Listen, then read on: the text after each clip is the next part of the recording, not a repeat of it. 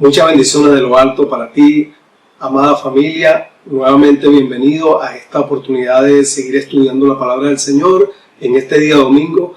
Queremos nuevamente pedir de parte de Dios inteligencia y sabiduría para que Él nos siga ayudando a conocer aún más de su palabra y que esto no sea un mero conocimiento, sino que para nosotros sea un aporte de parte de Dios que fortalezca nuestros fundamentos, nuestros basamentos bíblicos para que nuestra fe se haga cada vez más fuerte.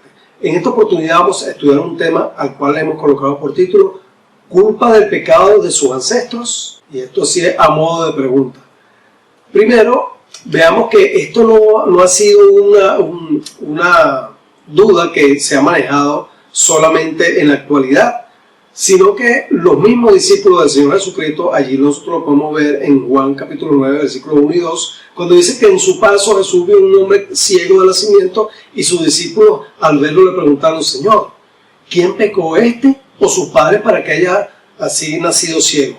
Y allí vemos cómo esta cosmovisión que manejaban los discípulos, ya traída de hace mucho tiempo por una tradición en la cual los hijos cargaban con las maldiciones generacionales de sus padres, lo mismo que sucede hoy en día con muchas teologías que desde nuestro punto de vista están equivocadas, están erradas. Ahora, ¿de dónde se toma este concepto primordialmente? Bueno, básicamente de Éxodo 25, aunque existen unos 3-4 pasajes más de donde los toman para afirmar este objetivo.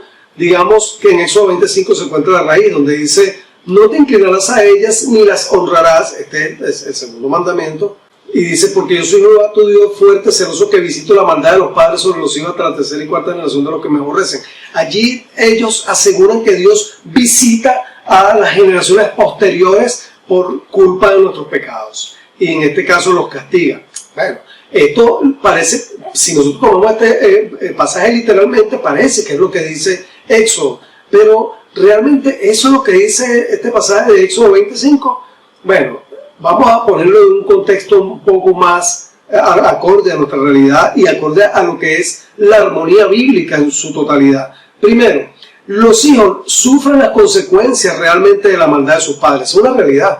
Cuando los padres son malvados, borrachos, abandonadores, maltratadores, los hijos obviamente sufren las consecuencias de las maldades de sus padres, pero no son castigados por la culpa y los errores y los pecados de sus padres. Dios no los castiga por eso, a menos que esos hijos voluntariamente participen en los pecados de sus propios padres. Es decir, sigan su ejemplo y decidan en un momento de su vida ser como sus padres. Por otra parte, un tema allí, digamos, que quedaría en entredicho es las enfermedades genéticas. Bueno, si mi papá murió de cáncer y yo también morí de cáncer, entonces es una maldición generacional que tengo que romper, y voy por donde el pastor, y el pastor me dice: eso hay que rechazarlo, romperlo, quebrantarlo. Y resulta que hay en la genética hay un traspaso de enfermedades, y esto es una realidad. Pero también las enfermedades, por ejemplo, como el síndrome de Down o los niños que nacen sin brazos y sin piernas. ¿Esto diría que es una maldición de parte de Dios? No, obviamente no. Los hijos son una bendición sea como sea. Entonces, esto también sería un problema con este tipo de teoría. Por una parte, también otro problema que genera esto es que estaríamos obligados sin remedio a seguir los patrones de conducta y las maldiciones de mis padres. Por ejemplo, en 1 Samuel 8, 1 al 3, si seguimos este tipo de corriente, vemos que Samuel era un hombre intachable en su conducta. Sin embargo, sus hijos, se dice allí en estos versículos, que ninguno de sus hijos siguió el ejemplo de su padre. Eran unos impíos, avariciosos, y que generaron sobornos y participaron en actos de corrupción. Bueno, ellos decidieron ser así, aunque el padre no era así. Entonces allí como que, digamos que no cuadra con este tipo de teoría de las maldiciones generacionales. Por otra parte, tenemos el otro ejemplo en 1 Reyes 15, 12 al 13. De estos ejemplos hay varios, por supuesto, en el Antiguo Testamento.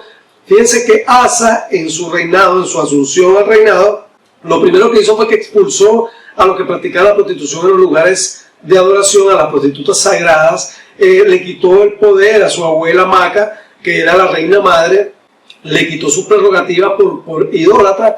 Es decir, hizo una serie de reformas, a pesar de que su abuela y muchos de sus ancestros, de sus predecesores, habían sido unos impíos de primera.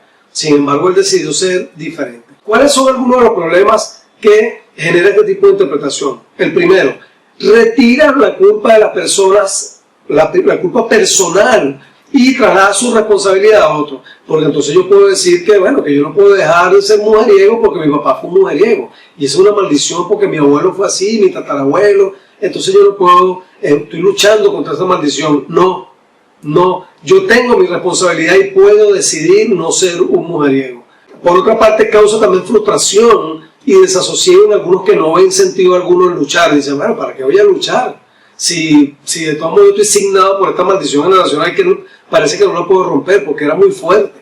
Otro también genera personas codependientes y manipulables porque caen en congregaciones en medio de pastores donde los hacen codependientes de ellos, que son los que declaran palabras sobre ellos, los que le imponen las manos y los que hacen cualquier cantidad de cosas y revocan y decretan, y entonces lo hacen codependientes y manipulables, cosa que por supuesto es dañina.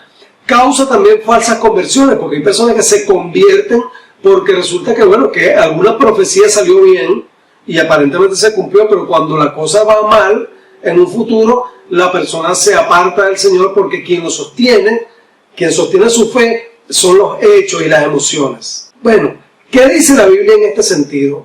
Para ir a lo bíblico. Bueno, Deuteronomio 24:16 dice muy claramente: los padres no morirán por los hijos ni los hijos por los padres. Cada uno morirá por su pecado. Es decir, la responsabilidad es individual, no importa de dónde uno provenga. Ezequiel 18:20 lo dice un poco más claro, dice: el alma que pecare, esa morirá. El hijo no llevará el pecado de su padre y el padre llevará el pecado de su hijo.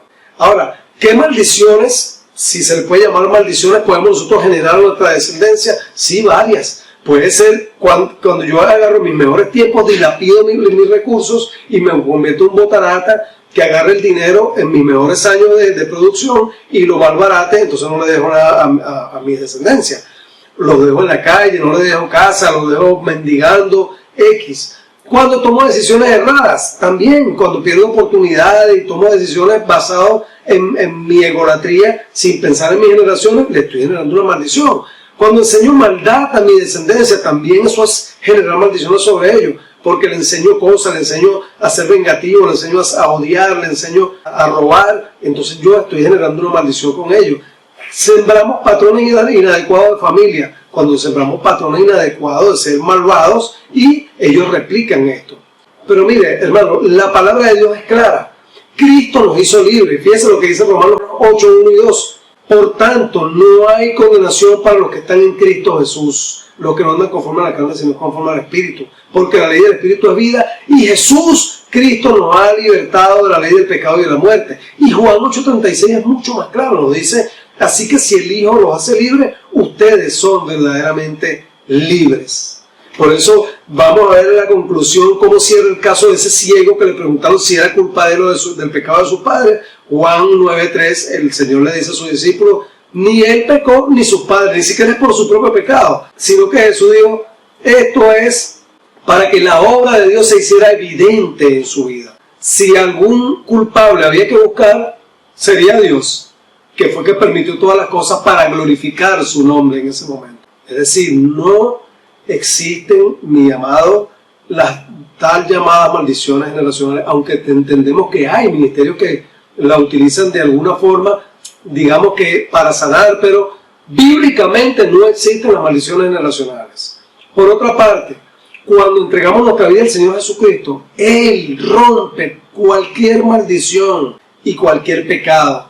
Si Cristo nos libertó, nosotros somos libres. Cristo nos salvó, y si tú le entregaste tu vida a Cristo, tú eres un bendito de Jehová. Cristo te hizo libre, tú eres bendito de Jehová. Así que si crees arrastrar algún tipo de maldición en tu vida, hermano, este es el momento para que te libres de esa mentira y para que en tu vida comiences a disfrutar de las libertades que Cristo Jesús te dio en la cruz del Calvario, que el Señor compró para ti en la cruz del Calvario. Dios te bendiga, sigue adelante en tu fe, no desmayes y nos vemos el próximo domingo.